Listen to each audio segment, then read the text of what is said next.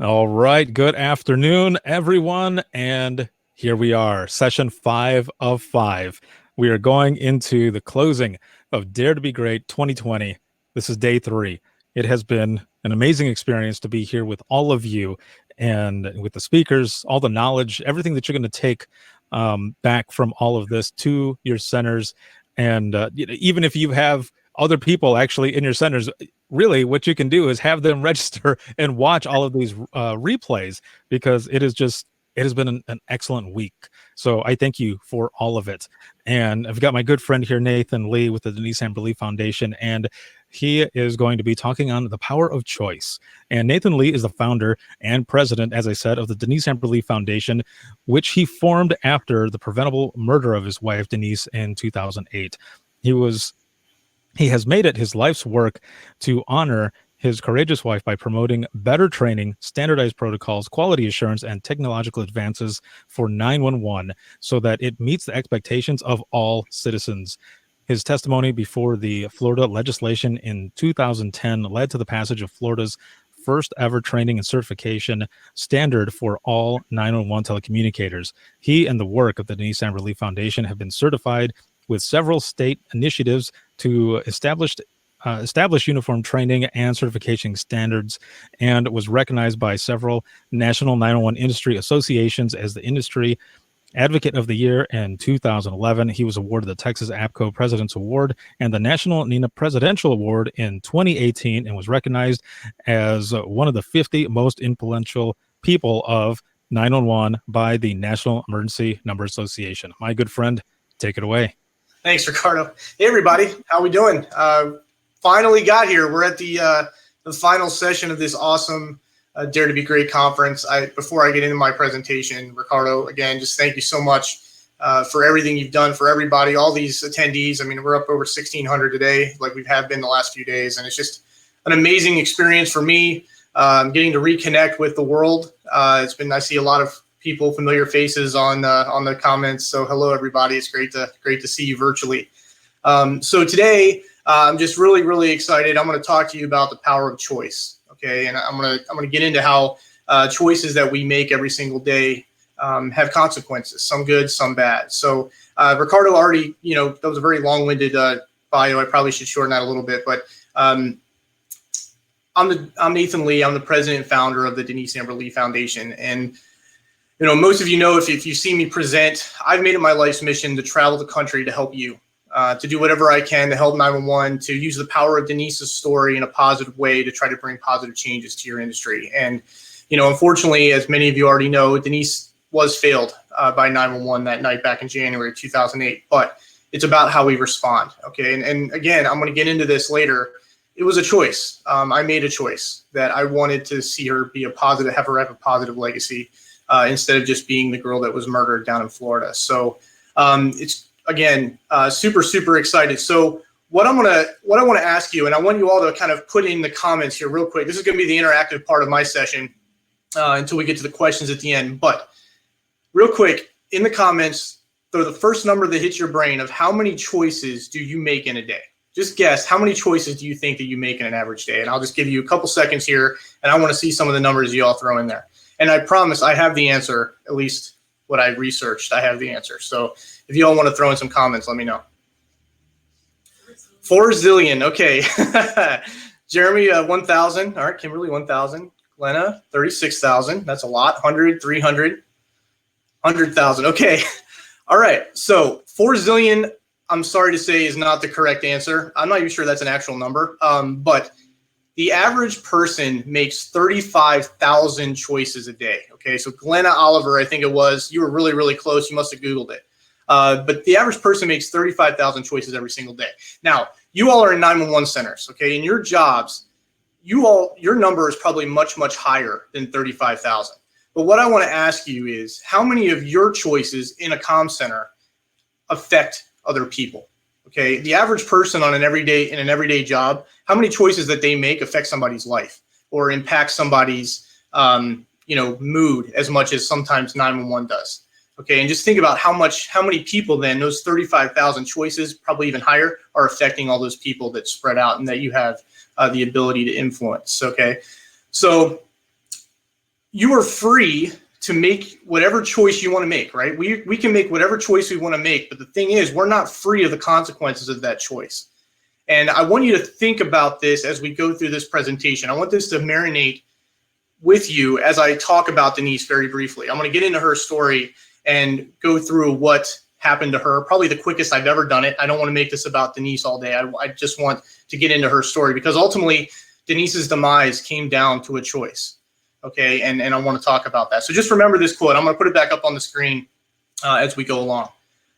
So Denise Amber Lee, I know many of you are very familiar with her story. 21-year-old stay-at-home mom. Okay, Denise and I had been married for 2.5 years. I had known her for 4 years at that point. We went to high school together.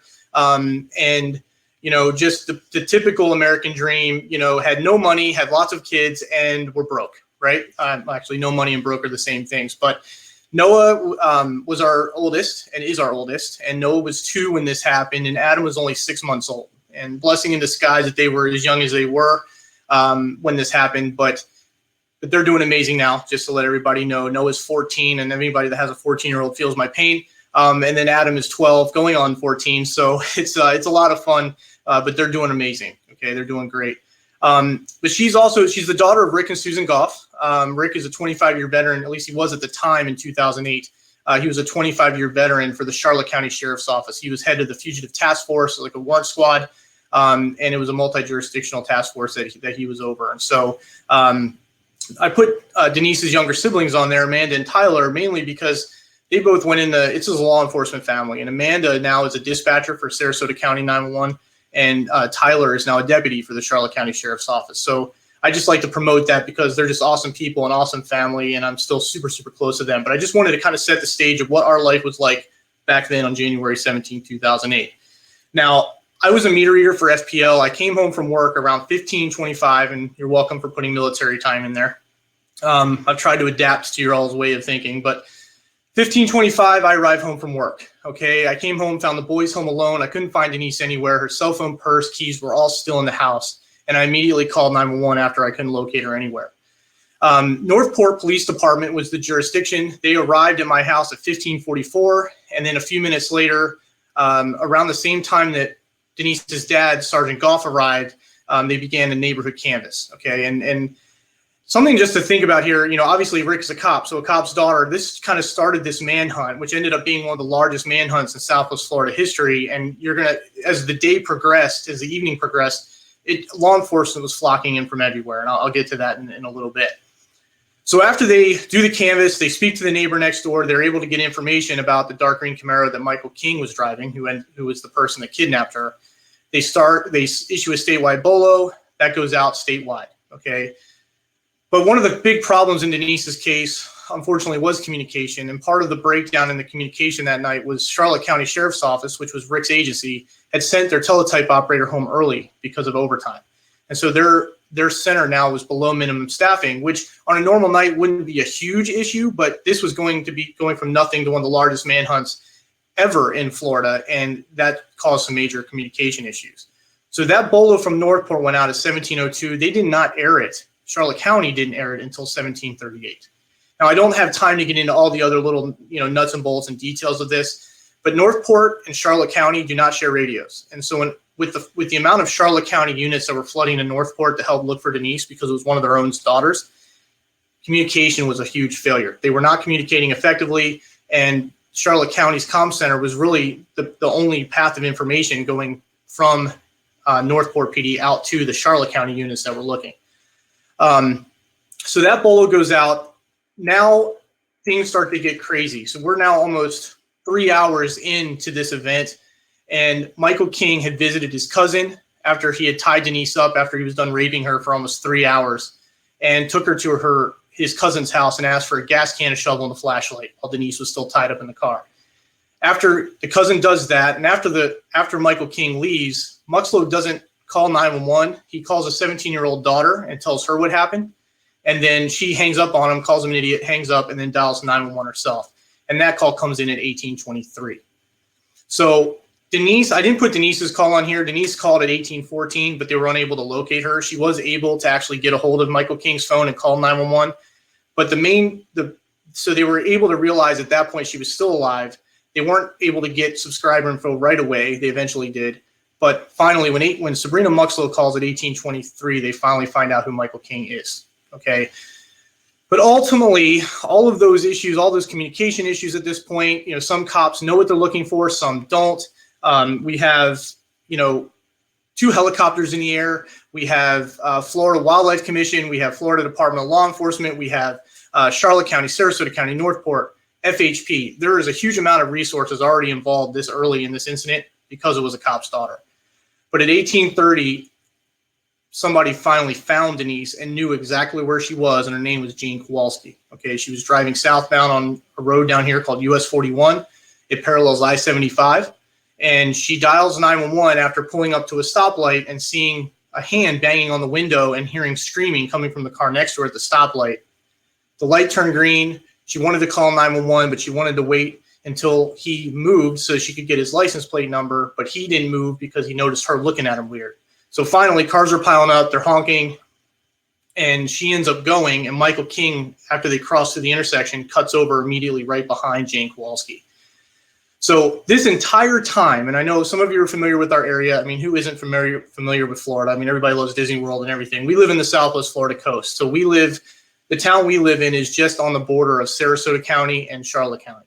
And so this entire event, Denise and I at the time lived in Northport, that is inside of Sarasota County. But at this moment, when they crossed through that intersection and Jane spotted Denise, they crossed into Charlotte County. And that's where Denise's dad worked. And so when Jane dialed 911, it went to the Charlotte County Sheriff's Office, and she is going to give them play-by-play of what she is seeing. She doesn't know who Denise is. She doesn't know her name's Denise. She just sees this person. She thinks it's a child screaming in the back of the car, but it ended up that it was Denise. But unfortunately, as a lot of you already know, that call that came in, the Jane Kowalski call, was never dispatched to any police officers in the field. And so that's ultimately why I'm here. So real quick, I want to play her call. Jane Kowalski's call. And I want you to see this map that we're going to play is actually going to show you the AVL locations of all the Charlotte County units in that area. Okay, you see the King dot for Michael King's vehicles in orange, Jane Kowalski's in purple, and then the Charlotte County Sheriff's Office cars are in yellow. So after I play this, I'm going to explain exactly what happened and ultimately how it came down to a choice. Why this call wasn't dispatched. Okay, so I'm going to play this. Hopefully you can hear the audio. If somebody in the comments doesn't mind just saying, yes, it sounds good or something like that when the audio plays, after you see 10 comments, you don't need to comment anymore. I'll see those. But I just want to make sure the audio works. I'm going to go ahead and play it. 911, where's your emergency? Well, I'm on 41 going south, and I'm going to do a cross street right now. I'm on Chamberlain. I just crossed Chamberlain. I'm on 41 going south. And I was at a stoplight, and a man pulled up next to me, and there was a child screaming in the car. What kind of vehicle was he in? It's a blue Camaro, in the 90s or early 2000s or something. Okay, it was a baby or? No, it was a child. It was more than you know what? It's dark, and I turned to look at him, and he's a white male, sort of light colored hair, sort of plump. He's behind me now, and I tried to slow down so he could pass me and I could read his license plate. Ma'am, don't hang up, okay? I'm not. Okay. So if you all can still hear me at this point, that call taker stood up and yelled to the 2 dispatchers, I think I have Denise.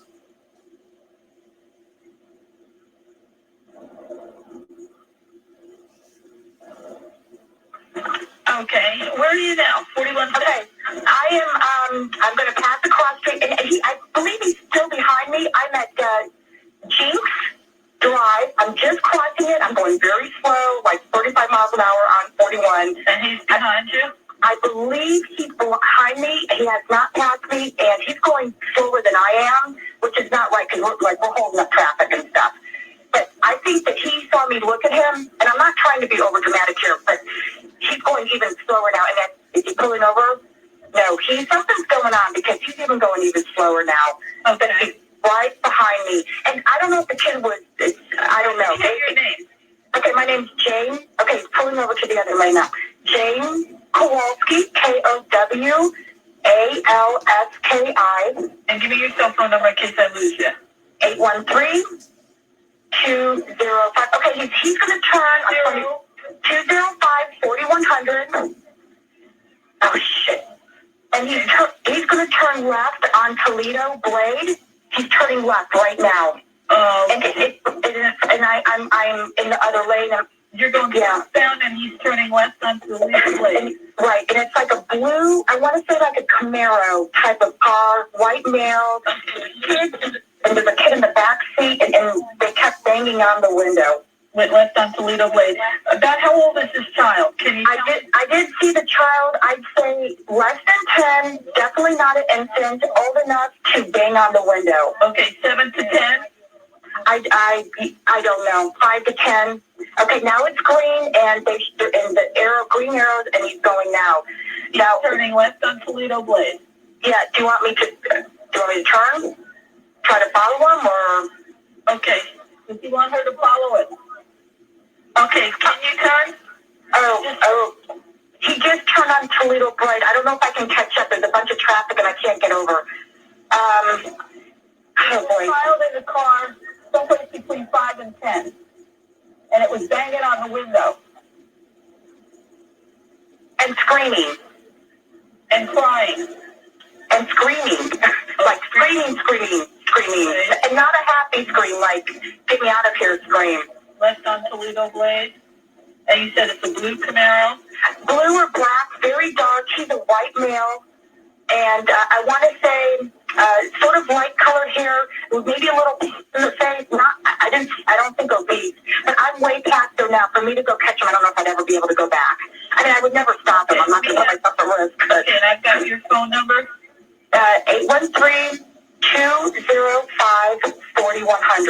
205-4100. And your first name again? It's Jane Kowalski, Kowalski.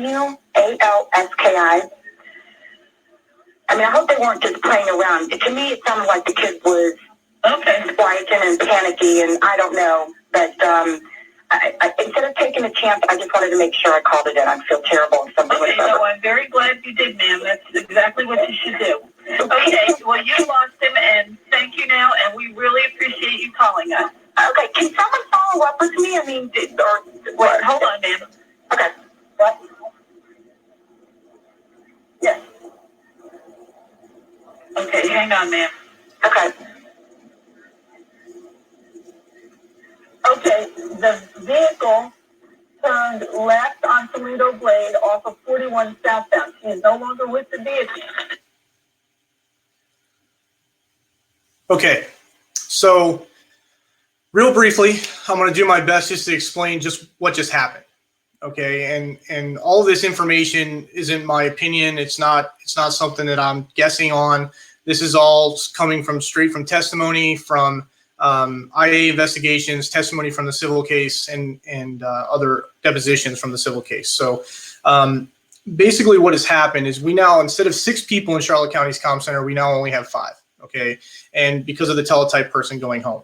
Hindsight, I know for a fact Charlotte County's thinking, man, we really should have called that person in. Maybe they tried to call people in coming in for the oncoming shift, but I think nobody really knew totally the extreme severity of this until we get to about this moment anyway.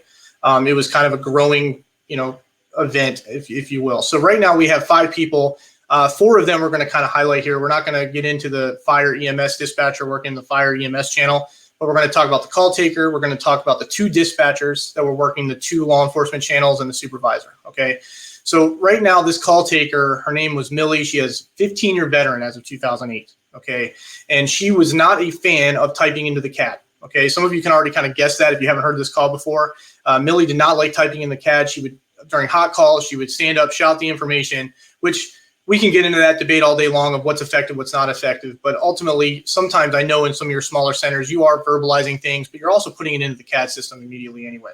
But she didn't do that. She would wait till the call ended, then type it into CAD, and then expecting that the dispatchers were just dispatching all that from the verbal information she was giving. She would even write things down. Okay, you can hear her writing things down in that call. She would even sometimes hand deliver the notes that she would write and deliver those to the two dispatchers.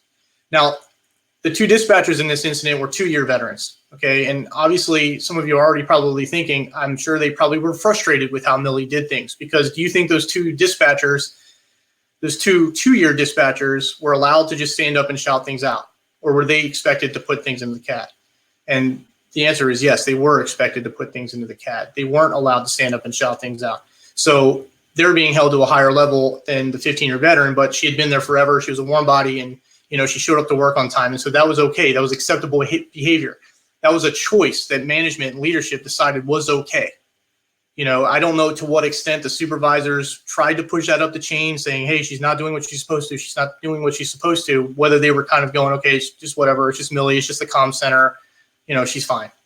Who knows what that was. And I'm sure that might have happened. That might have been a frustration. But so now we have Millie, but now we have the two other radio dispatchers who are getting this information. And I can't get into all the details of exactly a lot of the other things going on behind the scenes, but one of the dispatchers is working at her console, working the radio. She is working this event. All the units that are going up to Northport out of their jurisdiction to help find Denise are all going to her channel. And most of them are off duty. They were off duty before this incident, and they are just trying to help out. They're getting kind of the phone game where they're finding out what's going on, and they're going to Northport. She is getting her butt kicked. Okay, she is busy. Okay, the other dispatcher, her partner, who's working the other radio channel for the other part of the county, isn't using her position, and the supervisor was trying to get the radios patched for over 45 minutes, but she didn't know exactly how to get it to work. It wasn't working, and so I don't have time to get into that, but she was trying to get it to work and it wasn't. Okay, ultimately, and part of the issue, from my understanding, was there were two ends of this issue: Northport's issue and Charlotte County's issue. But after they've heard this information, you hear Millie talking to somebody. That dispatcher that's not dispatching, who's standing up behind her position, is the one she's really talking to. So she's kind of trying to be middleman here to try to get the information from Millie to the other dispatcher who was working her radio. But what ends up happening is, as Millie is shouting this out, as the other dispatcher is trying to tell this other dispatcher what's happening, the two of them decide and make a choice. At that moment, they wanted to teach Millie a lesson, and they told her, Millie, put in a call, and then I'll dispatch it. Millie, put the call in, and then we'll dispatch it. And that is why I'm here. Okay, they made a choice at that moment. They had some information. They had the piece of paper. They had heard some of the verbal information, but they made a choice at that moment. Nope, not today. We want you to put the call in. We want you to do your job before we're going to do ours. And that is the choice that they made. And we'll talk in a little bit about who was affected by that choice. Okay, obviously Denise was, but we'll get into that. So as you can see on this map, I've highlighted some of the areas of interest. We have Michael King's home. And FYI, I didn't get into this already, but Michael King's on death row. Okay, he's lost all of his appeals. As of, I think, October it was, he lost his final appeal. At this point, from our understanding, the governor can sign his death warrant. Hopefully it's not going to be too much longer, but he will be getting the death penalty. So good news, right? But you see Harold Muxlow's home. You see our house on Latour Avenue up there, Toledo Blade and 41. What ends up happening when Jane loses sight of Michael King and the dispatchers are kind of shouting back and forth? Michael King at that point is driving 6 miles north up Toledo Blade, where he turns off on a road called Plantation Boulevard. And at the corner of Plantation and Panacea Boulevard, he takes Denise out of the car in pitch darkness. Nobody was out there. It was in the middle of nowhere. And takes Denise out of the car, puts a gun to her temple, and shoots her in the head. And then he dug a 4-foot hole down basically to the water table and threw Denise in the hole and covered it up, and then leaves and tries to get on southbound I-75, but is spotted by a unit of a state trooper who follows him onto I-75. And at that point, Michael King is taken into custody. So just thinking about all the units that are now visible, you saw all those cops on that map. You have 2 helicopters in the air. You have a Sarasota area unit, a Charlotte County area unit. It is no doubt in my mind that if that call was dispatched and those dispatchers made a different choice, that I wouldn't be talking to you today. You would have never heard about Denise Amber Lee, and that would be it. But unfortunately, that choice did have a consequence. And so we'll talk a little bit more about that. So just kind of, hitting the I'm having a little bit of a lag with my computer here. There we go. Again, you are free to make whatever choice you want, but you are not free of the consequences of that choice. Okay, the ripple effects of that call, Denise, Noah and Adam, the dispatchers, all those people were impacted. The law enforcement looking, all those people were impacted. So as I transition from this incident, and I want to play another incident where another choice was made. And I'm going to highlight another unfortunate bad choice, and then I want to highlight a couple good choices, okay? Because, you know, this isn't all bad. I want to make sure there's some good choices out there as well. But this call, unfortunately, some of you may have heard of it. Matt Grogan, who's my other instructor, a good friend of mine, brought this case to my attention. I was not aware of it, but it's the Matthew Sanchez case out of Albuquerque, New Mexico. Okay, and I'll let this video clip play, and then I'll discuss it. And again, with the audio, let me know if you have any audio issues. Okay, you know what, man? You keep doing yourself. I'm not going to do it with this, okay? Firefighter. Let's try that again. Okay, you know what, man? You keep doing yourself. I'm not going to do it with this. Okay. Okay, I can't get that video to play. It must be an internet issue. I apologize. Gotta love technology.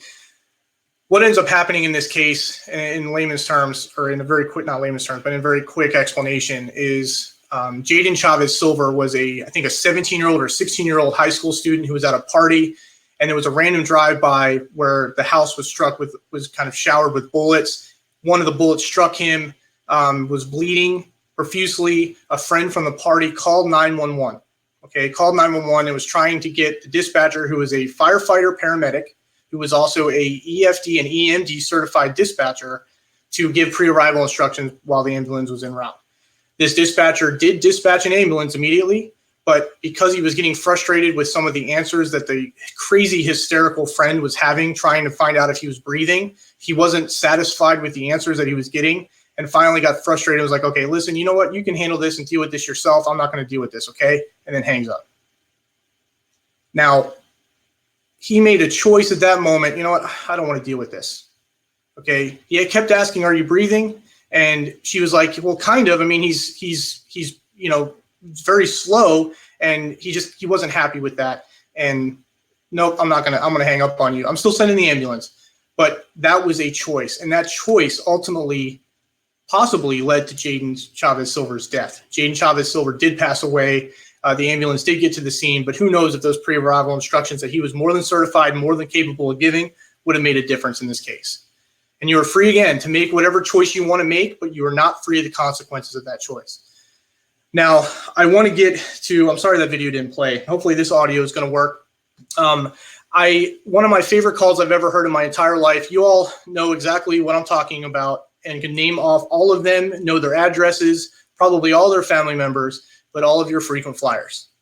Okay, and a good friend of mine, kind of a mentor to me early on in the foundation, and his name is Jeff Weiss. I think he's on here. Jeff, if you're on here, say hello. Jeff Weiss is a supervisor for the San Diego County Sheriff's Office in San Diego, California. And he's one of, back when the last time he explained this to me, he's one of 13 dispatchers that work at shift supervisors that work at San Diego. And he took this call from one of their frequent flyers.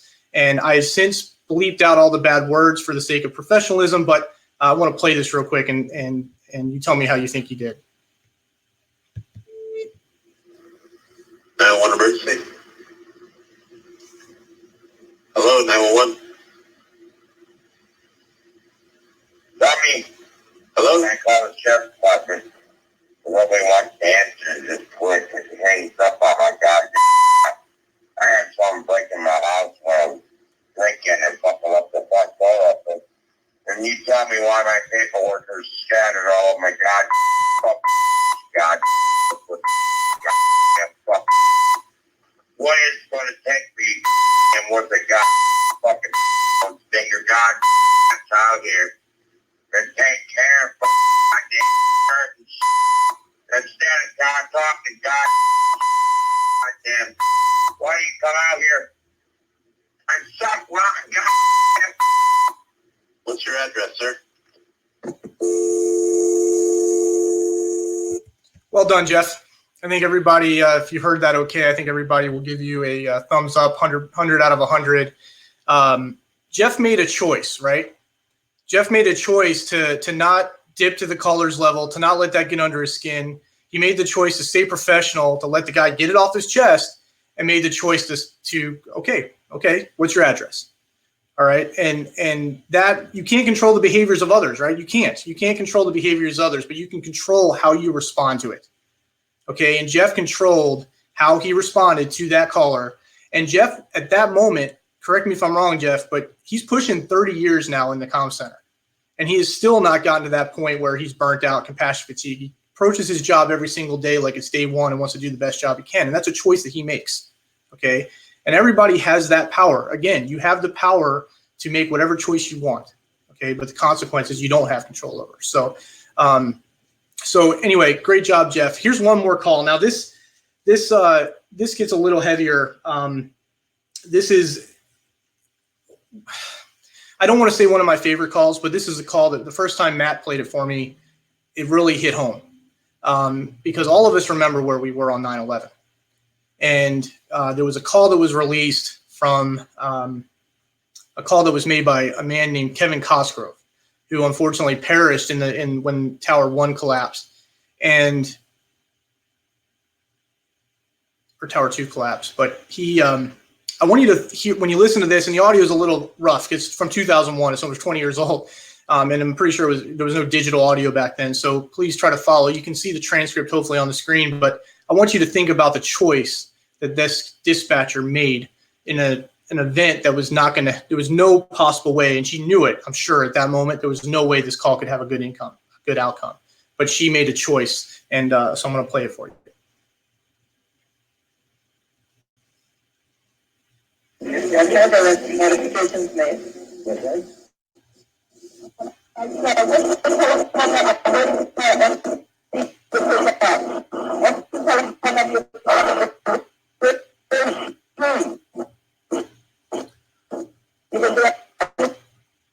Okay, I'll try one more time. I do not know what is happening with the connection here, but let me try one more time.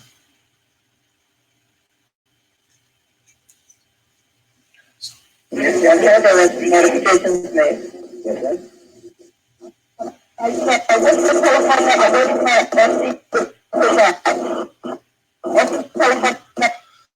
Okay, so I'm just gonna skip that. So my apologies. I knew this was gonna be a potential issue. I know not everybody's videos were working quite well, but in that call, Kevin Cosgrove is on, I think he was on the top floor of Tower 1 and could not get down. Obviously, the plane had already struck both towers at this point. They're both going up in flames. The smoke is intense. He can't see where he's going. He is extremely rude. He's not happy. He's not in a good place, and he's just wanting to get help. He's called a dozen times and kept getting hung up on. And finally, the 13th time he calls, he gets a dispatcher from NYPD who tries to transfer him to fire. Fire's like, we're going to get there when we get there. And he hangs up. But she makes a choice to stay on the phone. And even though he's not being nice to her, even though she has no control over the situation, she cannot get help. She's, can you imagine being a dispatcher in that moment, in that event? But she makes a choice to go, I'm going to stay with you. I'm going to stay with you until help gets there. And she stays on the phone with him the entire time, trying to get more information, know exactly what floor he's on, what office he's in, finding out who is with him. And she's getting all that information. And then at the very end of the call is when the tower collapses, and she can hear his screaming as the tower is falling and the call disconnects. But she made a choice, okay? She made a choice to stay with him no matter what. She could have easily made the choice, okay, I got to go to the next call. But how do you think that choice affected Michael Cosgrove or Kevin Cosgrove's family? The fact that at least somebody was there with him, at least trying to help him, and that ripple in the water goes so far. One choice can have a huge impact. And I found this quote as I was researching this session, and I loved it. And I'm a huge Harry Potter fan, so nerd alert. But it is our choices that show us who we truly are. Okay, far more than our abilities. All right, and there is nothing more true than that. And you think about the choices that are made and how that one choice can ultimately save somebody like Denise. Okay, and you think about who was impacted by Denise's case. Who was impacted by that? Who was affected by this? By that choice that those dispatchers made in Charlotte County, who was affected? Denise was affected. I was affected. Noah and Adam were affected. They're growing up the rest of their lives without their mom. Sue and Rick, Denise's parents, Amanda, Tyler, her siblings, my parents, my brother. How about all of our families? How about Sue and Rick's family? How about my family? How about, an entire community that this sent shockwaves through? And ultimately this affected an entire industry, because of another choice, right? A choice that I made, that I wanted to make sure that I wasn't going to let the events in my life control my actions. Okay. I wasn't going to let this totally control me and ruin me and let me bury in despair. This industry lifted me up and helped me realize, no, I have control of what I'm going to do. And I wanted Denise's story to be something positive. And you all have that choice and that power and the ability to make that decision, that no matter what is going on in your life, you ultimately have a responsibility to make the best choice you possibly can every single time that you answer a 911 call. As we think about the Dare to Be Great 2020, I mean, what an unbelievable experience. We, leave it to dispatchers to adapt, right? You guys are literally adapting on the fly all the time. Ricardo made the decision, made the choice. You know what? We've got to do something. He rallied all of us instructors together. Like, listen, we need to do something. It was going to be hard, but we did it. And now look at all the people that have come together and have had the ability and the experience of a lifetime. I'm never going to forget this. Hopefully you all have taken unbelievable knowledge away from this, from all the instructors, from some of the comments, from people leaving comments. But what choice are you going to make with that? What are you going to do with this? Were you collecting overtime? Were you just kind of along for the ride? Were you just wanting a laugh or two and just kind of see some, kind of just, not be bored anymore and see something interesting? Or are you going to take some of the things that you learned and go back to your center and try to do the best job you possibly can? Because that is your choice. Okay. And so as I wrap this up, I want you to reinvent yourself, okay, with the power of choice. I want you to leave this 3-day virtual conference a new dispatcher, and reinvigorated and remotivated to make sure that you're going to do the best job you can every single time, and know that every single thing you do can have consequences. Every choice you make, the 35, 50,000 choices, whatever it is, can save lives or it can take lives. Okay. And just don't forget why you do this job. And so if you reinvent yourself with the power of choice, whose choice is it? It's yours. Okay. So that kind of wraps up my portion of this. I wish I could have gotten those videos to play. I'm really sorry about the technical issues. If you ever get a chance to I can send it to you. If you send me an email, I can try to send you a link for the video from 9/11. It is one of the hardest videos you'll ever listen to, especially when it's matched with the video of the towers burning and you hear him screaming as the towers fall. But I just hope that call resonates with you. I hope Denise's call resonates with you, and you don't forget why you do this job. So I'll wait for Ricardo to jump back in here, and then I can answer any questions. All right, man. Thank you, as always, for everything, and your passion. I can hear it in your voice, through your words, just in your reactions, just all of it. Thank you so much for taking Denise's story and really pushing it for good. Just everything that you're doing, man. Thank you so much. And for everyone who works behind the scenes for the Denise Amber Lee Foundation. I'm looking in, and it doesn't look like there were any questions. However, unless there was something that popped up in the comments, and I haven't seen it. I've been trying to watch it. The comments are going up really fast right now, and really everyone just saying thank you for what you do and for everything that you've done. Story. Just looking at the polls here really quick, you had us put up a poll that says, are you experiencing any burnout or compassion fatigue? And 45.9% said yes, 23.4% said no, and then 31% said maybe a little. And it looks like they're still kind of fluctuating there. There's actually still people registering and coming in and watching the replays and jumping in here in the last part of it here as we're going into the wrap up. Actually, there is a question that just popped up here right now. And it says, in your experience visiting different comm centers across the nation, is there a minimum number of hours the Denise Amber Lee Foundation would suggest as a minimum? For training, I'm assuming. I'm guessing for training.